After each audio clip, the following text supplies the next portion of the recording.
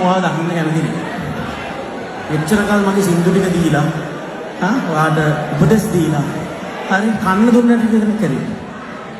අම්මව පාවිච්චි කරන්න එපා මගේ. කරුණාකරලා යන්න මල්ලි ඇත්තටම මම කැමති නෑ ඔයාලා බලන්න. මෙතන දැකපු අය ඇති. මගේ අම්මට බයින්කට තියන්න බෑනේ පුතේ. ප්ලීස්. බොරු කරන්න එපා බොරු කරන්න එපා. ආර්ය අම්මට බැන්නයින් පස්සේ ඒ බැරිය ඉවර වුණා. ප්ලීස්. ප්ලීස්.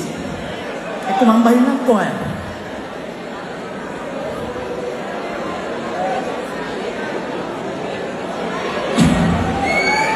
Right.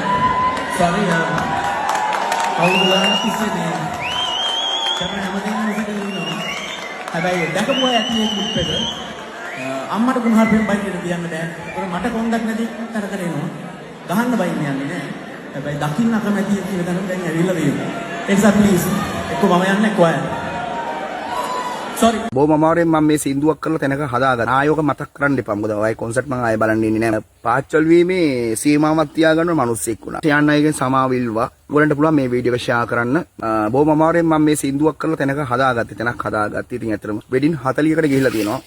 නිවෘත්ති කරන්න තමයි 3 පාරක් 5 පාරක් විතර සමාවිල්ුවේ. දැන් ෂිහන් අයියේ ඔයා අදින් පස්සේ ඔක් කතා කරන්න එපා. දැන් වගේ ඔයාගේ ඔය පොඩි වීඩියෝ එකක් කියන එක ලයිව් එකක් නේ. ඒතො ලයිව් එකේ මම ඔයාගේ අම්මට බැනලා තිනවා. හරි. මම දැන් ඔයාගෙන් සමාව ඉල්ල තීද්දි ආයෝක මතක් කරන්න එපා. මොකද ඔයයි කොන්සර්ට් මම ආයෙ බලන්න ඉන්නේ නෑ. මොකද ඉතින් හදවතේ ගායකයා වුණාට හදවතේ කොනකවත් ඉතින් එයා කැමති නැත්නම් අපි ඊළ වැඩක් නෑනේ. පාච්චල් වීමේ සීමාවක් තියාගන්න මනුස්සෙක් වුණා. කොන්දක් තියෙනවා අතපය තියෙනවා. මගේ අම්මට බයින්නට තියන්න බෑනේ පුතේ.